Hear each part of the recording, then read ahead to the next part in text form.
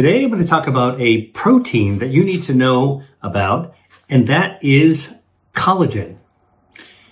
If you are somebody who's always wanted to have strong, youthful, radiant skin, and you also care about your joints, and you want them to be flexible and pain-free, you want to have a resilient body that ages well, then what you need to know is that boosting your collagen is actually very, very important. And today I'm going to show you the best foods and the best lifestyle habits that's going to help you repair and fortify your body's collagen. And that's really from the inside out so that you can actually thrive. All right? Because that's what we always want to do in our lives, is to actually thrive. Now, you've probably heard about collagen in beauty products or maybe even lip injections. You know, the people that you see that look like really, really puffy lips. And maybe that kind of turns you off from the idea of collagen. But it's true. Collagen is found in cosmetics and in plastic surgery and for body enhancement. But it's much more than a cosmetic buzzword.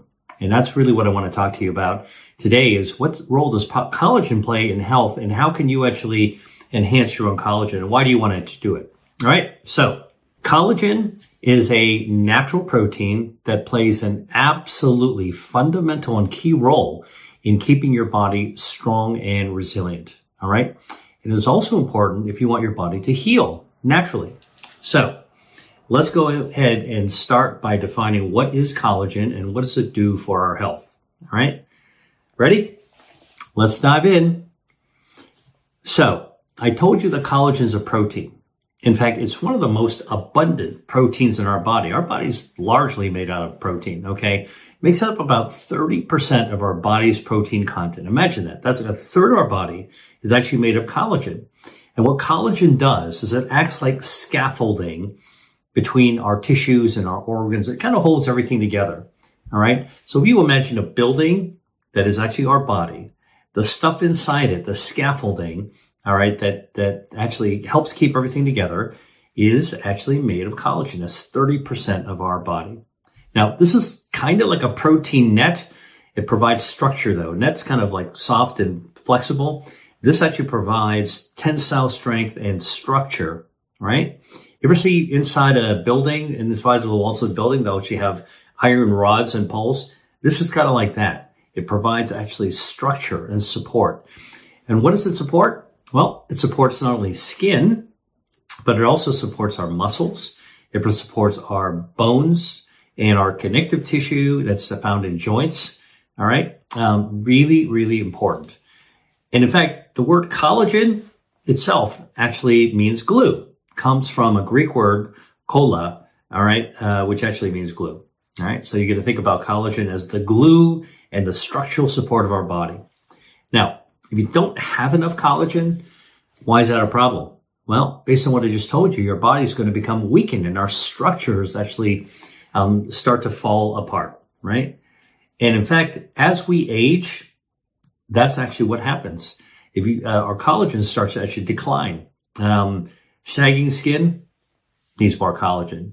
Joints that aren't working so well, in fact, they may be painful, not enough collagen. Collagen's wearing down, all right? And collagen is actually really, really important for healing as well. So if you're an older person who cuts themselves, all right, not going to heal. Even if it's like you're cutting vegetables in the kitchen. Oops, you sliced your skin. All right. When you were a kid, right, or you're a teenager, or even in your 20s, that wound healed up fast. You're 50, you're 60, or maybe even older, that wound starts to heal more slowly. You know why?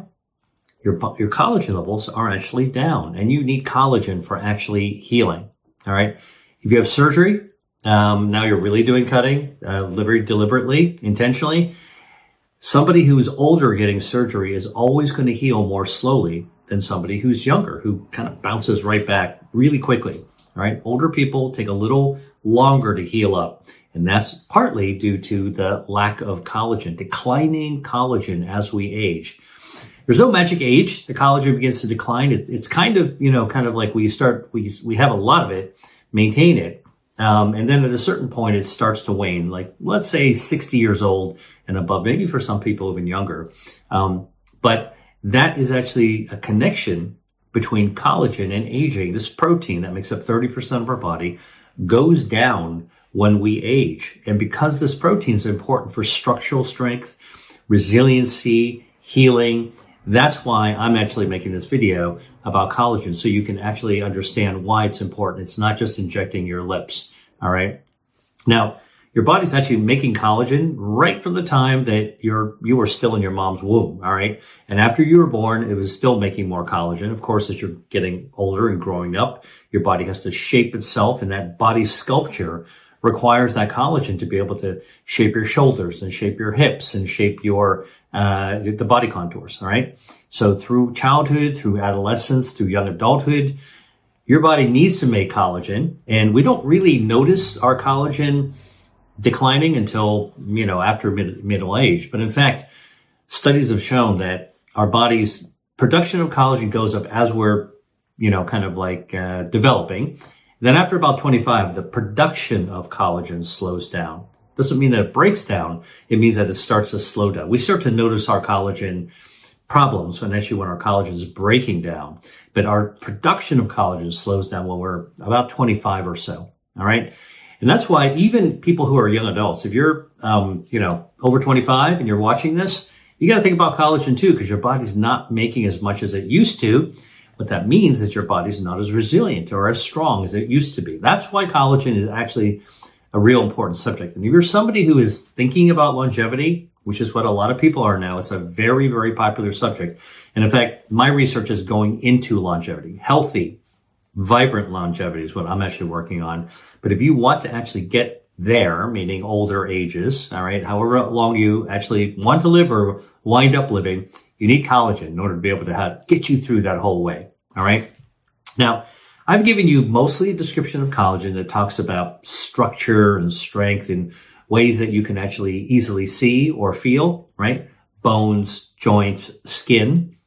But actually collagen is found elsewhere in your body as well. For example, in your eyes. Did you know that your cornea, which is like the crystal clear face of a watch, it's on the front. That's what you put a contact lens on, all right? That cornea, the clear part, is actually made of collagen.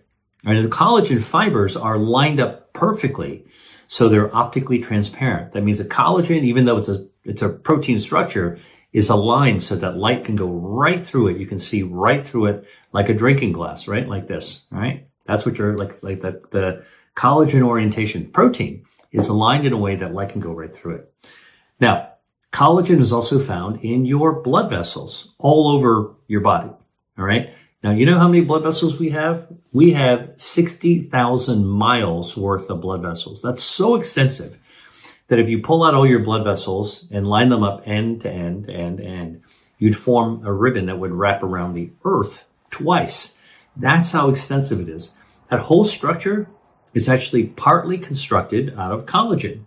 So if you want good vascular health as you're aging, and remember, your body slows down collagen production after the age of 25. By the time you're 50 and 60, you start noticing the breakdown of collagen.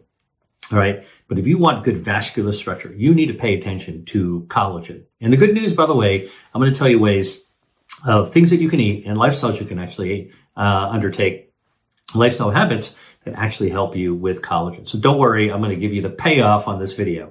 All right. Very soon. Now, the other thing that you need to know is that even your heart contains collagen. Now, your heart's about yay big, all right? It's kind of shaped like an oblong oval, sits at an angle in your chest. It's got a beat, all right? And the skeleton of your heart that gives it its shape is made out of collagen. And so are the valves in your heart. Now, your heart has got 4 chambers in it. You've got the atria, 2 atria, and you've got 2 ventricles. The atria kind of fill with blood. The ventricles pump it out in different directions. The right side handles the lung. The left hand side handles the rest of your body. But there are valves, that are throughout your heart. Those valves are made out of collagen. So you might have heard of people who have valve problems, mitral valve problem, mitral valve prolapse, mitral valve replacement, or you may have heard of the aortic valve. Oh, somebody I know had a big time surgery. They had their aortic valve replaced. That's what we're talking about. And usually When those valves are replaced, it's because the valves have failed, meaning they're not sealing the chambers anymore, or maybe they're stuck. And part of the reason is that the collagen is actually not doing its job. All right. Collagen is also found in your spine. Your spine is made of these bones called vertebrae, right? Like you've seen it in Halloween, the Halloween skeleton, vertebrae. Between each vertebrae is actually a layer of is joint, and there's a layer of collagen that provides a cushion. All right. So when you actually hear about people who are getting older, oh man, I got back problems. It's usually because the collagen, the joints are wearing down, and that can compress on the nerves that are popping out through the spinal cord.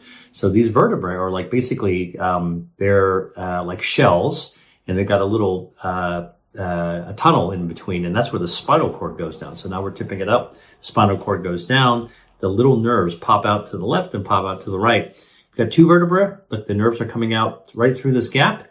If they crush down because you don't have enough collagen, you're going to have pain. All right. So collagen, very, very important for not only proper structure and strength, but actually prevent you from actually having the kind of broad chronic back pain, sciatica. That's a really big one when you actually have the vertebra crushing down, or cervical vertebra in the neck. All right. Eventually, we all wind up having wear and tear of those joint. And then that can crush down. And now you've got arm pain and back pain and leg pain. So collagen, really, really important for your skeleton as well. Collagen is found in our mouth, in our gums, and in our teeth. And our muscles have collagen as well. All right. About 6% of your muscle isn't actually muscle fiber, actually made out of collagen, right? Think about the shape. Your bicep, you need to actually have collagen holding that shape, that classic football shape that it actually has. Now, I'll tell you a little bit more about collagen now. Collagen is a protein, and proteins are made out of what? Do you know? Amino acids, right? So collagen is a protein. Proteins are made out of amino acids, and amino acids are basically the building blocks of our body, right? For life to have formed on Earth, basically amino acids were created out of raw chemicals, and then the amino acids came together. We started to form proteins, and that's basically how we crawled out of the swamp, out of the soup. All right. Now, if you are a science geek and you really, really want to know what are the proteins in collagen, well, the main ones in collagen are glycine, proline, and hydroxyproline, right? Those are the three: glycine, proline, and hydroxyproline. But most of you guys are not going to be science geeks, all right? But here's what you do need to know. These amino acids, right? They're kind of like little fibers. They're twisted together. All right. Imagine three strings that are twisted together. Now, what are you going to form? You're going to form a twisted rope. That's what gives it strength. In fact, we call it a triple helix. You might have heard about helix in biology, like DNA is a double helix. DNA is pretty important. Well, collagen, which is also very important, is a triple helix. It's three strings of protein that you twist around. Imagine the strength of trying to pull that apart. Okay, twisted piece of twine. That's what collagen actually is. And that's what gives it its strength. Now, your body relies on these twisting structures, right? To be able to keep your skin nice and plump, all right? And give it its like structure. It has to keep your joints flexible, right? Look at this. My joints flexible. You need collagen to be able to do that. And your muscles have to be strong. You need that collagen, all right? And if you want to look youthful, all right, back to something that we all relate to, vanity, right? We look at ourselves in the mirror. If you actually want to kind of look the way that you remember yourself looking, that you want to look, you need collagen on your skin, because when your collagen in your face, for example, starts to break down, that's when people start to look skeletal. All right. Their cheekbones start jutting out. They start, their face changes, right? And then of course the skin sags and you change even more. Okay. Collagen important as we age, slows down production after 25. When you get to middle age, you start noticing collagen breaking down, and that's when you have back pain and our heart valves start to fail and your face starts to change, all the things that we care about, right? And if you want to actually look youthful, you're going to need to maintain your collagen as you age. And there are different foods and lifestyle things you can do to help you maintain that collagen. That's what's important, all right? That's what this video is going to be about. Hey there. I've got something important to share with you. and that is my guide to the 3 healthy foods that you might want to avoid if you're looking for longevity. Many products that are marketed as nutritious can actually undermine your health. And if you want to find out more about these sneaky ingredients and how to make better choices, then just click on the link below the video for all the details. It's very important to know what's really in your food. And this resource that I'm giving you gives you a head start. Get it right now for free in the description below. Or you can access the guide by scanning the QR code on the screen with your smartphone. Now, let's jump back into the video. But there's one more thing I need to tell you about collagen, and that is that there isn't just one type of collagen. In fact, there's many different types of collagen in our body. In fact, about 28 types as of last count, probably more. We just haven't discovered them yet. That's the amazing thing. We're discovering new things about the human body. By the way, we're still discovering new organs in the body, believe it or not. Topic for another video, but it's pretty cool. Actually, I'm going to just tell you right now, the interstitium is actually a new organ in the body. And it's very important for our health. We're just beginning to understand how it works. I'm a scientist as well as a doctor, so I totally geek out on the discovery of new organs. But back to collagen. At least 28 different types of collagen, right? Okay. So you ever go to a candy store and you see all the different kinds of candy out there? Imagine collagen, 28 different types. All right. Now, there is one predominant type of collagen in your body. About 90% of all the collagen in your body is called type 1 collagen. Now, you're not going to need to remember all these different things, but I do want to give you enough background so that, if you ever talk about it with somebody, you have some knowledge about it. 90% of our collagen in our body, the stuff we rely on, is type 1 collagen. All right. And this is the type of collagen that you need to heal a wound, cut yourself. You got to actually heal it from the inside out. Stuff's got to grow, including collagen, and then the skin's got to close. All right. You're going to have to wound closure. That involves collagen as well. And then if a scar forms, it's going to be collagen there too. All right. Now, type 1 collagen, important for wound healing. All right. Whether it's trauma, surgery, whatever it is, the collagen in your tissue, by the way, also, once it starts healing, remember, it forms the structure. It also guides tissue regenerations, because once you actually have those struts, all right, the scaffolding in a wound, for example, then stem cells are going to come out. Now, stem cells are regenerative cells that are inside our own body, and they're going to actually come out and they're going to stick and follow the scaffolding to rebuild the tissue that needs to be rebuilt. Now, if you're interested in hearing more about stem cells, I wrote a book called Eat to Beat Disease.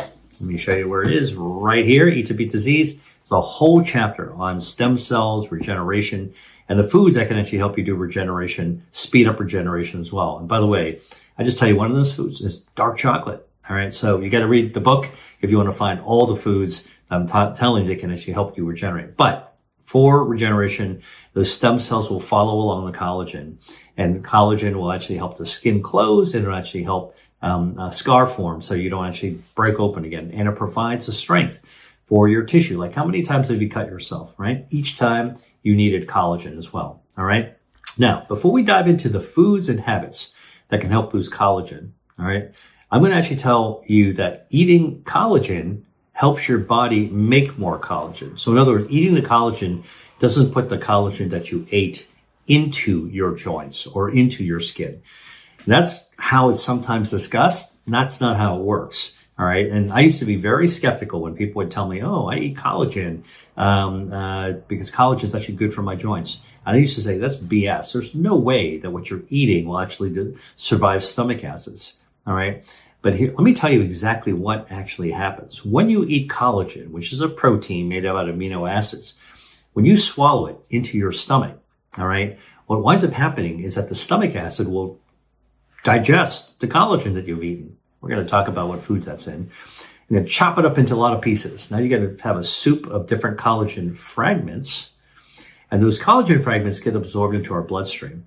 Right? So it does break it down into component parts like amino acids, but not everything is broken down. So you've got all these collagen fragments. And it turns out that the collagen fragments can activate the cells in our joints, in our skin, in our heart, in other parts of our body. Those collagen fragments are biologically active, and they can actually stimulate are cells that produce collagen called fibroblasts to make more collagen. So when you eat collagen, it gets into your stomach acid chops up into pieces, and parts of these collagen fragments float around your body, and they activate cells that naturally make more collagen.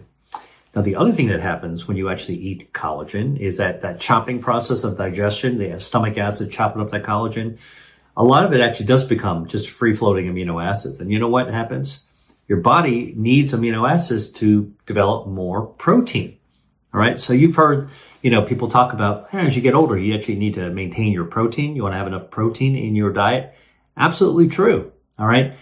Because partly is that amino acids that come from protein that your stomach chops up, they're used to build more protein in your body. But the key, it's not like, if you eat muscle, animal muscle, like a steak, that is actually going to go straight to your muscle to build new muscle. Nope.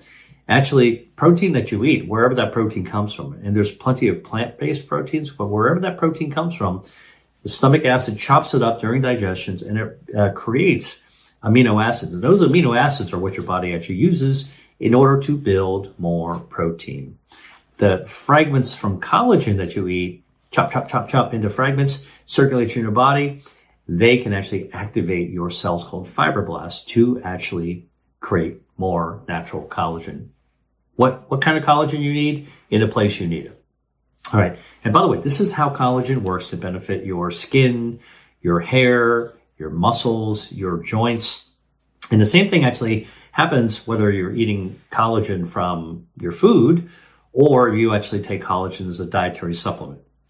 The only thing about collagen dietary supplements, I think, is that, as I told everyone who's watched my videos, when you get a supplement, you want to really look at the ingredients to make sure that there isn't anything that the manufacturers have put into the supplement that you're not comfortable with putting into your body, right? So I'm not going to go talk too much more about that other than the fact that collagen supplements work the same way, all right? So what is the evidence, all right, because I'm all about evidence. What is the evidence, clinical evidence in people that collagen works to benefit your bones and joints?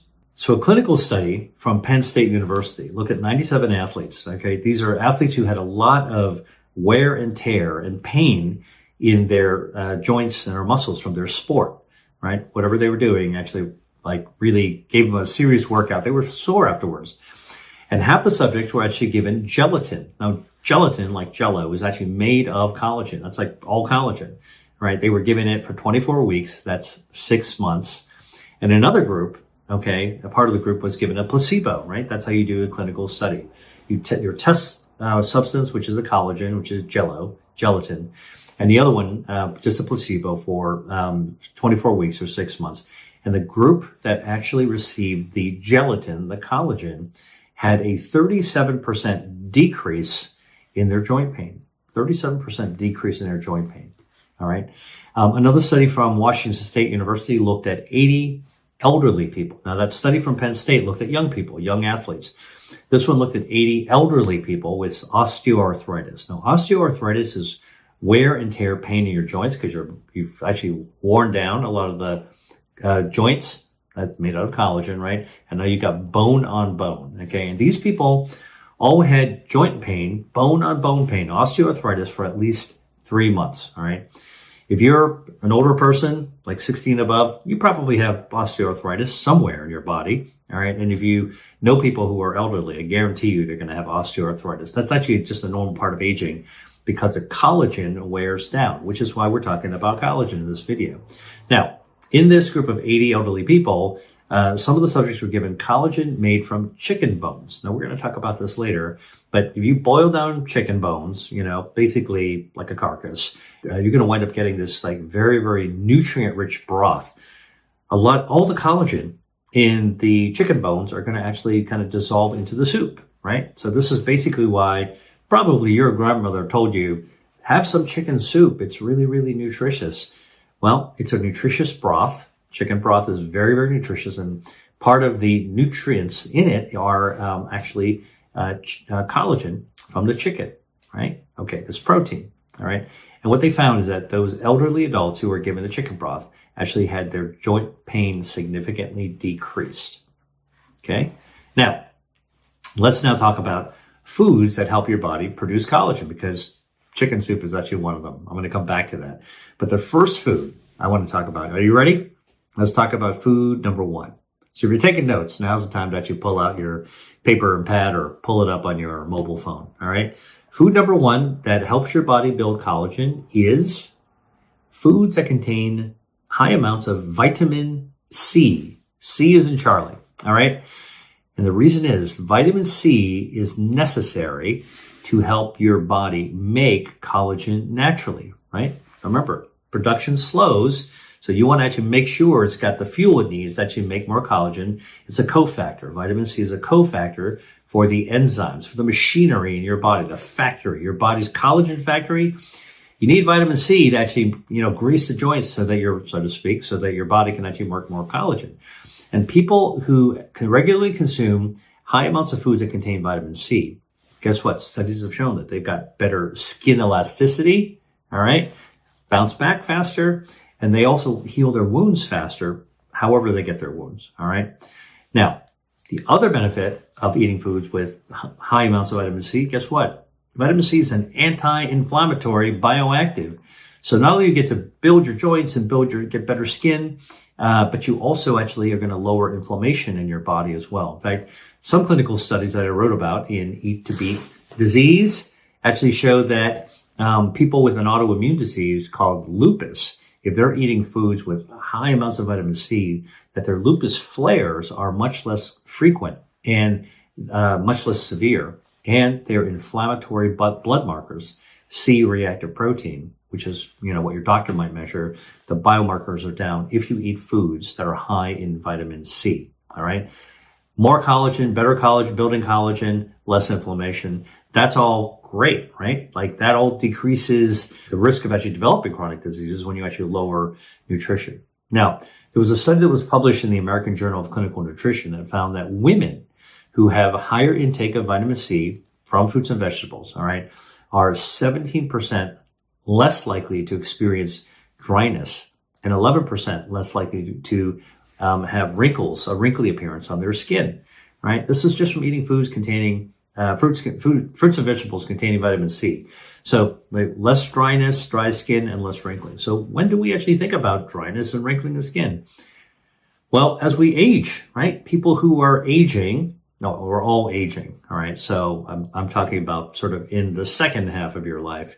If you're in the second half of your life and you start noticing your skin is getting drier, more parched looking and wrinkly, okay, that's what we classically call aging skin. It's because you're having less collagen in your skin. And if you have more foods containing vitamin C, your symptoms are actually going to be, the signs are going to be not as bad, all right? So my pro tip is to load up your plate when you're eating with colorful fruits and vegetables. This is like eating the rainbow, because there are a lot of those colorful foods actually have vitamin C. So what are the foods that you might want to eat that have high vitamin C to help your body make more collagen, which is better for your hair, your skin, your joints, etc.? Okay. Here's my list. Strawberries. I love strawberries. All right. High in vitamin C. Tomatoes. Really high in vitamin C. All right. Bell peppers. Like, could be red ones. It could be green ones. It can be yellow ones. All contain a lot of vitamin C. Broccoli contains a lot of vitamin C. All right. Kale as well. That's a brassica family. Guava. It's a fruit. Contains vitamin C. Kiwi. The little green emerald-like fruits, I strongly advise you to try it if you haven't, but they're really delicious, super easy to eat for breakfast, great vitamin C properties, also good for dietary fiber, good for gut health. All right, it's a super simple little thing to eat that's good for your body. Cantaloupe, right? Nice ripe cantaloupe, which I love to eat, and pineapple. All right, so I like to buy when I see a pineapple, I don't get it pre-cut. I like to have it on my counter. Actually, it looks pretty nice, and it'll ripen over time. You can smell it. If you smell the base of it, you can smell that nice ripe pineapple flavor. So that's what I do when I'm buying it. You want it to feel that when you go to a grocery store and you buy pineapple, see if it kind of is not very soft, but when it's actually kind of the flesh itself, you can feel from the outside the skin. You can compress it a little bit. Look at the bottom, smell the base. All right, that's what I always do. It should smell like a pineapple that's going to get ripe, and you're going to bring it home. It's going to get even riper and smell even better. And another little tip that I use for buying pineapples. All right, wiggle the top leafy, those little cactusy leaves. Wiggle it. When it's wiggly, it means that actually it's on its way to being ripened. So you want to buy a pineapple that's on its way to being ripened. All right, not too raw. All right, like a super hard pineapple, no scent at all at the base, and like the top doesn't wiggle. Look for another one that actually has that property, because when you bring it home, you stick it on your counter for a couple of days. Guarantee you it's actually going to start to ripen more. Don't put it in the fridge. Just have it on your counter, and you'll start to actually get that higher, stronger aroma.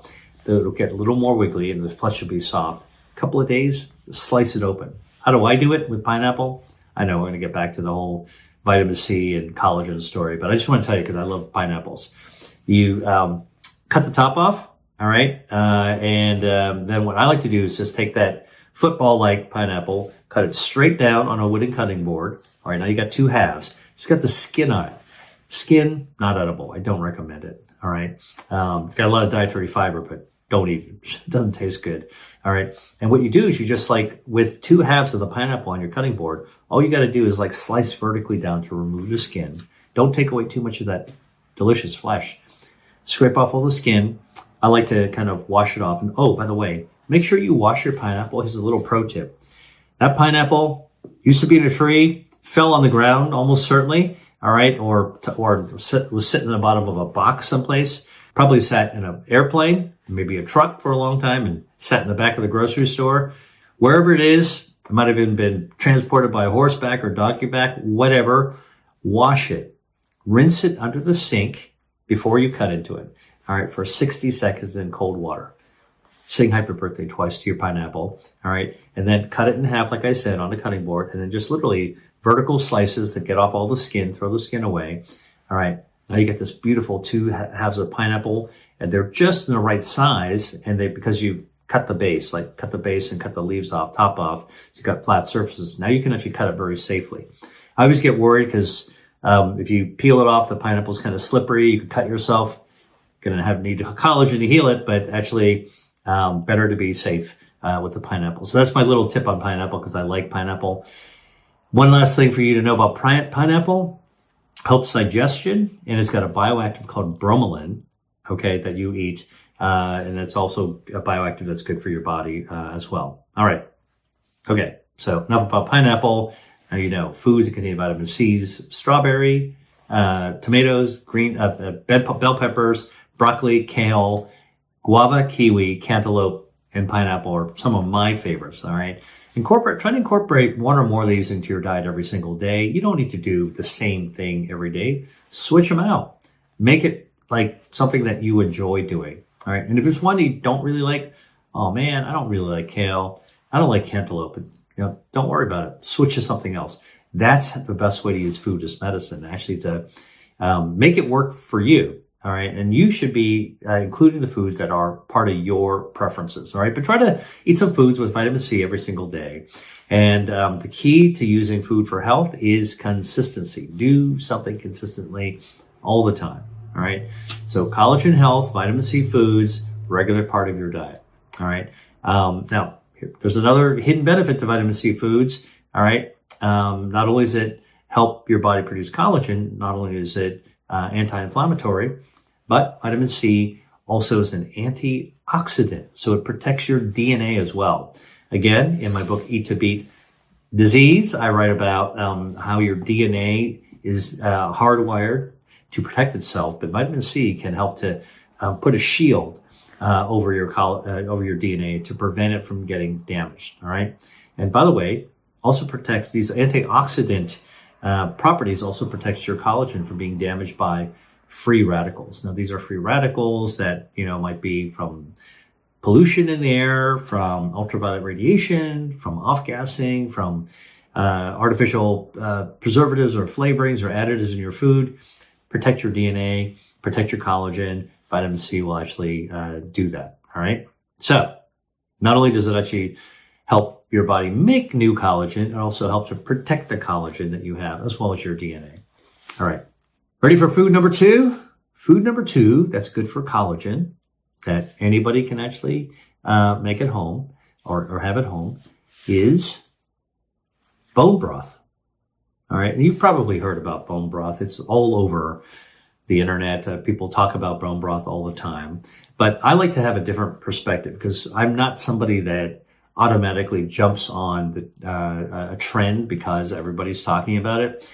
In fact, I like to go back to tradition and ask, okay, what are the things that are important that everybody sticks to over generations? Well, in almost every culture, the food tradition is that bone broth is really, really healthy. And that's why it should be on your radar. Every culture has a version, some kind of version of bone broth. And how do you make bone broth, or how do different cultures make bone broth? I mean, just ask your grandmother how she makes it. Usually from the leftover bones, and maybe with a little bit of flesh hanging onto it, the carcasses, the joints, the wings, the rib cage, chickens, turkey, duck, beef, pork, you name it. You can use any kind of leftover carcass from cooking. And I know I'm talking to people who are omnivores and not vegetarians and not vegans, but I'm sorry, you're gonna have to bear with me. It's really the meat protein that actually contains the collagen, right? So what do? You take these bones and carcasses, put them into a big heavy pot. This is what I do. Fill it up with water just to the tip of wherever the bones are. You don't need to completely flood the compartment. However many you have, all right, bones, put them into the pot, all right? Fill it up right to the top so the water just covers the top of the bones, all right? Turn it on high to boil it, get it to a boil, like a real vigorous boil. Then turn it way down to the lowest possible simmer. And in the meantime, chop up some vegetables, right? So I like to add carrots and onions. You're going to put a bay leaf in if you want. I mean, there's all kinds of things you can actually put in there. Scallions. Or if you want to do it Asian style, add some ginger. You want to have a gingery bone broth. Absolutely delicious. You can make ramen out of it. I mean, ramen bowl. You can steam rice with it. There's all kinds of things you can actually do with this lovely ginger flavor. But if you do it sort of like Western style, Mediterranean style, take an onion, take some garlic, take some carrots, stick them in there. All right. And you're going to wind up getting like the veggie flavors. You're going to get some of the bioactives in there as well, along with the collagen. Now you simmer low, low, low, low, low. You can simmer it overnight. If you don't feel comfortable keeping the heat on, just keep it out though. All right. Put a lid on it while it's really hot. All right. And then if you're going to turn it off, don't worry. The temperature differential will suction the lid down. So it'll be safe. All right. The next morning though, turn it back up to do a boil. That way it'll kill off any bacteria, if any bacteria grew. And then you'll be back in business. All right. The longer you actually simmer your bone broth, and you've probably heard about this at a Japanese restaurant. They're like 36-hour bone broth or broth for the ramen broth. That's what it means. Like you're boiling. More and more collagen is going to come out. All the collagen from the joints of the carcass and the bones are going to dissolve right out into the broth. Very, very rich in amino acids, especially glycine and protein, right? That's why, again, your grandmother actually said, have some chicken broth or have some pork broth or beef broth. This actually is very rich in these micronutrients, amino acids, as well as collagen. And when you actually simmer for hours and hours and hours, you're going to extract all these amino acids into the broth as well, along with some of the minerals from the bone.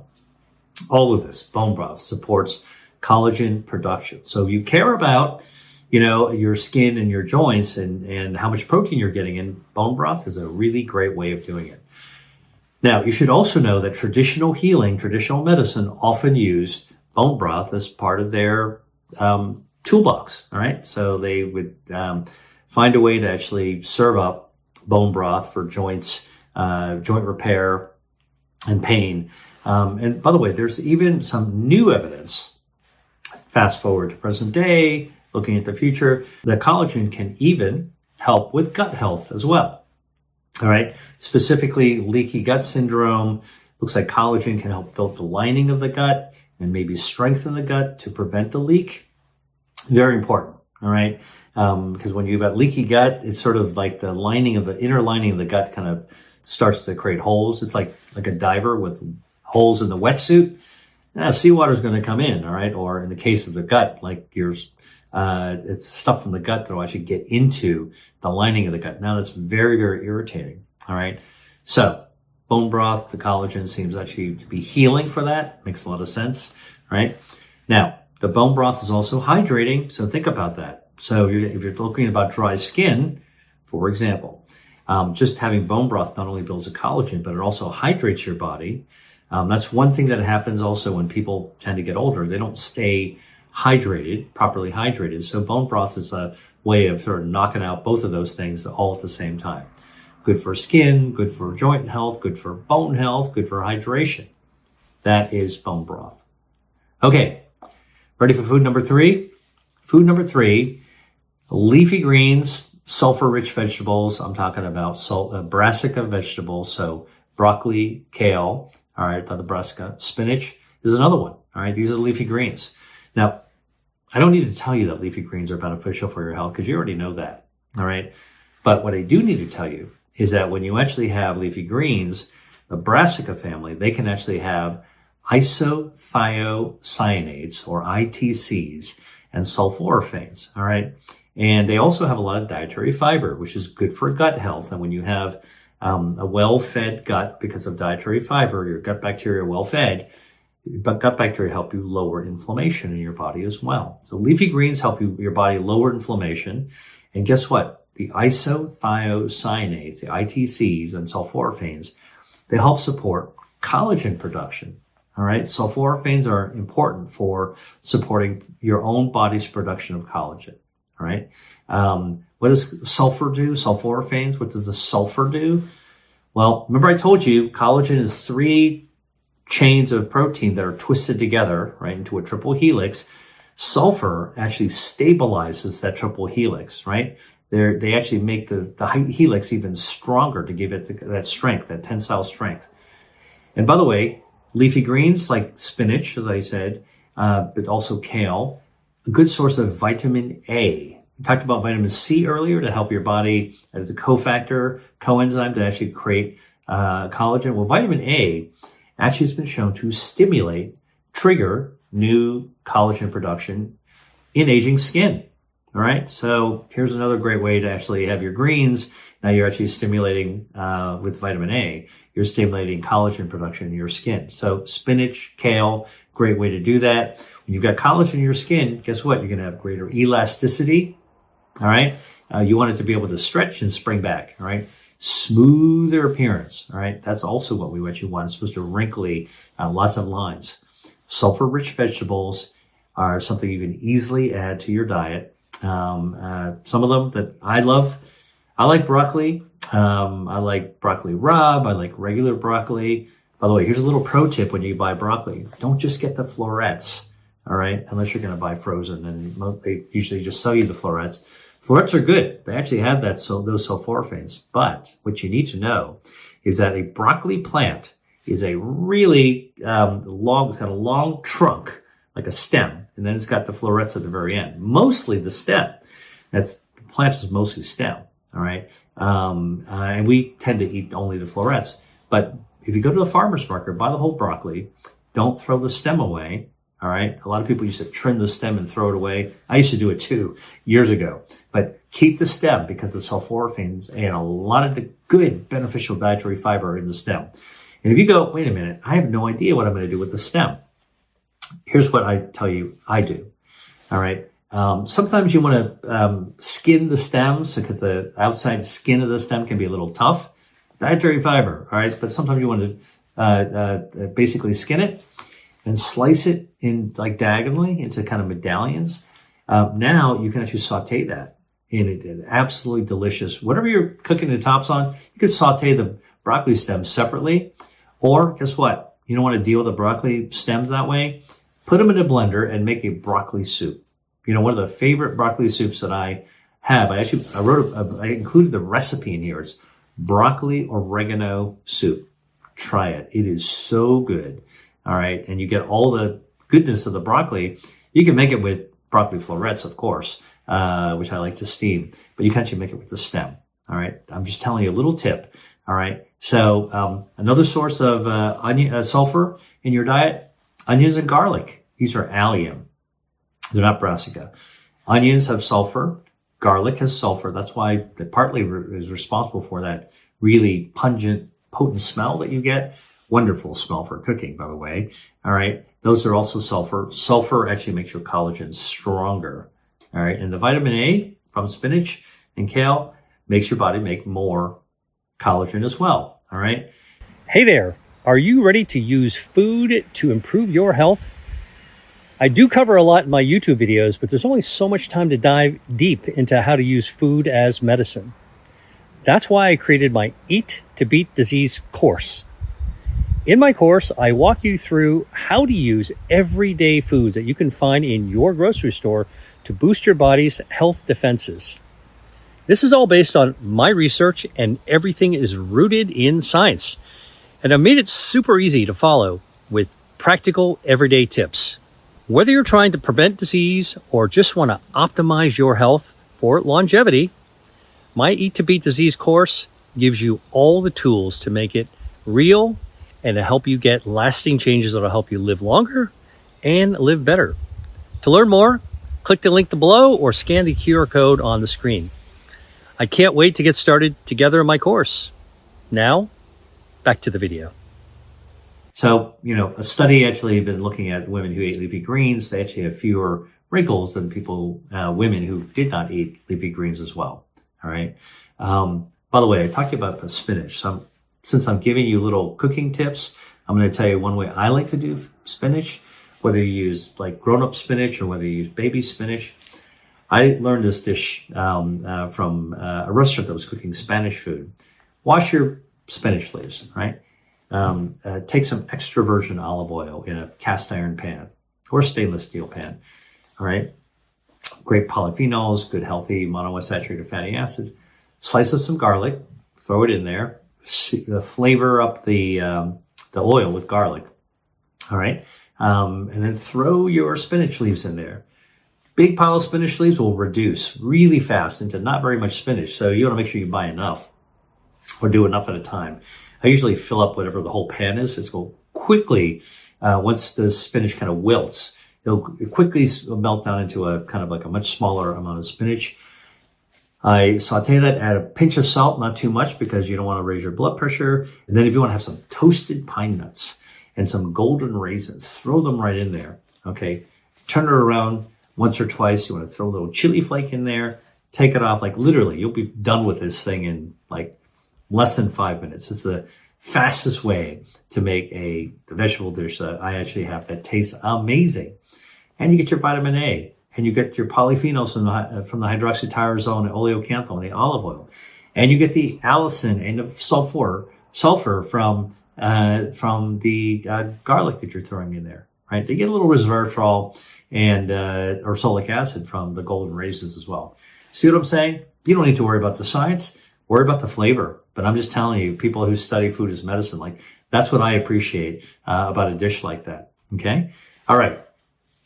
By the way, so everything I'm telling you about is actually how to help support collagen production, collagen maintenance, collagen repair in your body. All right. And I can throw dishes together in a few minutes that can actually support collagen. And remember, the more leafy greens that you're eating, the more benefits you're going to have for your overall health.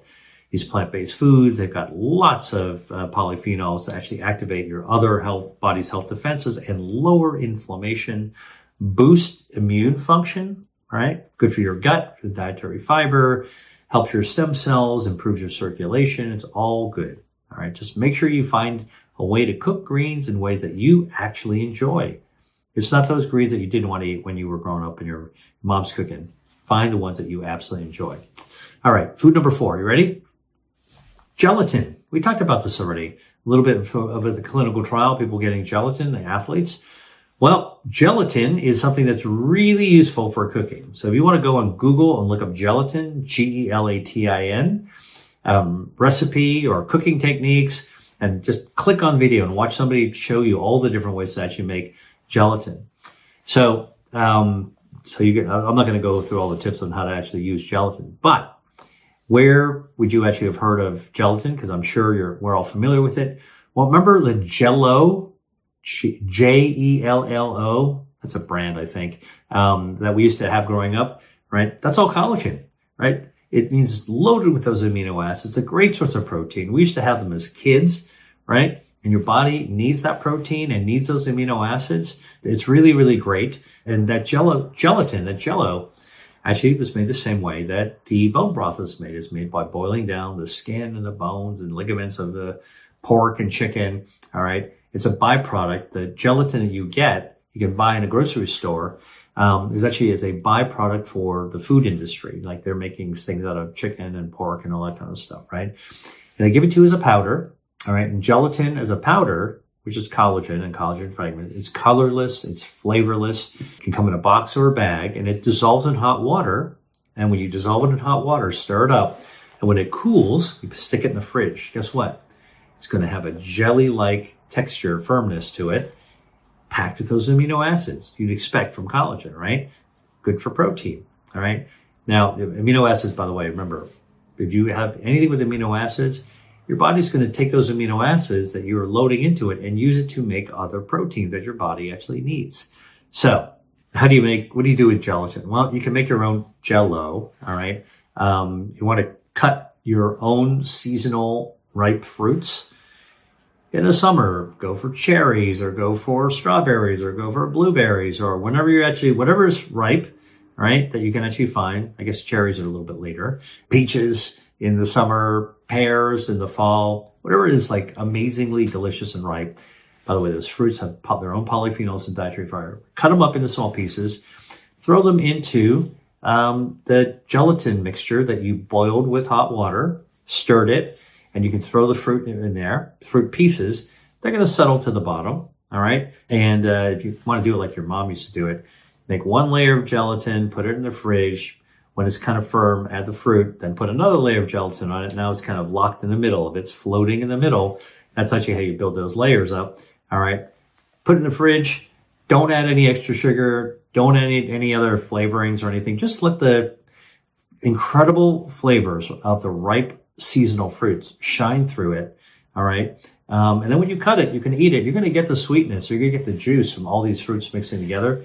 By the way, do not do what we used to do. Your mom probably did this. I know my mom did it. We used to buy cans of pre-cut seasonal fruit packed in syrup, which is all added sugar and preservatives and things like that. Don't do that. That's so old school and like out of school from today's appreciation of health.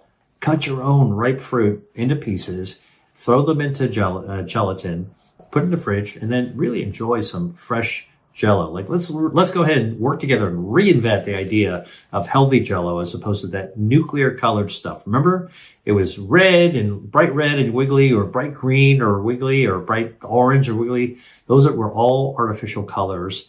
And then the Jello stuff that we used to buy, packed with added sugar and additives that you don't want in your body. So you want to have collagen that's protein in your body, and you want to make a dessert out of it, okay, a healthy dessert. It's another way to actually have fresh seasonal fruits, cut them up, and do it yourself.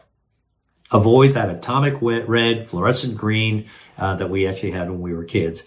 But doesn't mean that Jello, I guess we can't use the brand, but invent your own gelatin dessert. Absolutely amazing. And definitely avoid all artificial coloring. All right. Now, by the way, if you're going to make something savory as well, you can throw a little bit of gelatin powder into a soup or a stew, into a sauce you're making. You're going to thicken it up, right? So that's another way of actually getting protein and amino acids into some of your cooking, right? So that's actually another way to use gelatin. All right. Now I'm going to switch gears and give you 2 lifestyle tips on how to naturally boost your body's own production of collagen, right? Number 1, lifestyle tip, exercise. Turns out that regular physical activity, especially strength training and like lifting weights, actually stimulates your body's production of collagen, right? Because the movement of your muscles and your tendons and your ligaments actually stimulates the cells. Remember those cells called fibroblasts I told you that make collagen? When you're working out, the pull that your cells feel. Oh, I think we need a little more strength. Let's make a little more collagen. So that's a kind of a knee-jerk reaction from your cells at the cellular level, that your muscles and joints need to remain strong. Your body will produce more collagen. That's another reason why exercise is important. All right. Now, what you need to know also when it comes to not your muscle. Now, when it comes to your joints, you got to realize that exercise is also beneficial for joint health, because even though as you get older, you're going to get some wear and tear, osteoarthritis. All right. When you're physically active, again, that stretch on those fibroblasts on your joints are going to basically say, hey, can we make a little more collagen here? Now, it's not going to make a huge amount, but it's enough to actually counter some of the joint problems of aging. Slow it down a bit. Okay. Don't need to hit the gym. You don't for hours. You don't need to have a trainer to get these benefits. These are simple types of exercises you can do at home. Squats or lunges or push-ups, they're all ways to stimulate collagen production in your body. The key thing is consistency. If you really want to do this, don't do push-ups like once a week. Do a few every day, all right? And doing something for as short a time as you have, all right, is better than doing nothing or doing it just rarely, all right? Regular daily physical activity of some sort, particularly strength training, resistance training, will actually help your body produce more collagen. Bake this into your daily routine if you can, all right? Can't do it every day for whatever reason. Do it a couple of times a week, all right? Do it every other day. That'll actually be better for your joints. All right, lifestyle tip number 2 for better collagen. All right, this is the opposite of exercise. And what is that?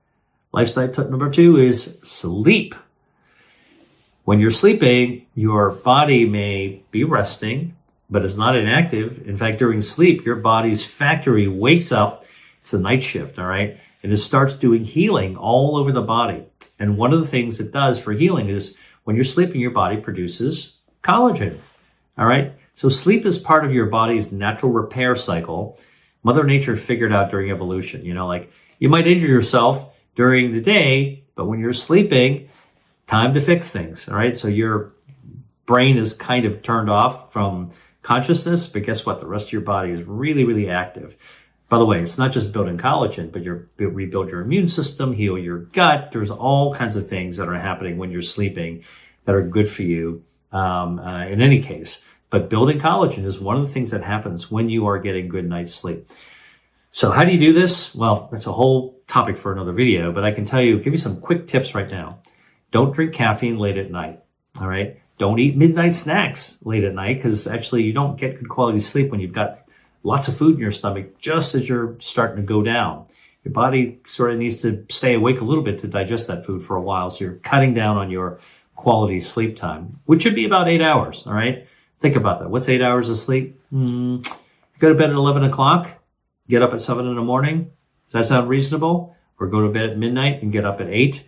Listen, these days, so many people are working from home. You can figure it out. If you don't have a meeting before 8, go to bed at midnight and get up at 8. Or go to bed at 11 and get up at 7. That's 8 hours of healthy sleeping. Before sleeping, don't drink too much alcohol. Alcohol also disrupts your brain waves, so you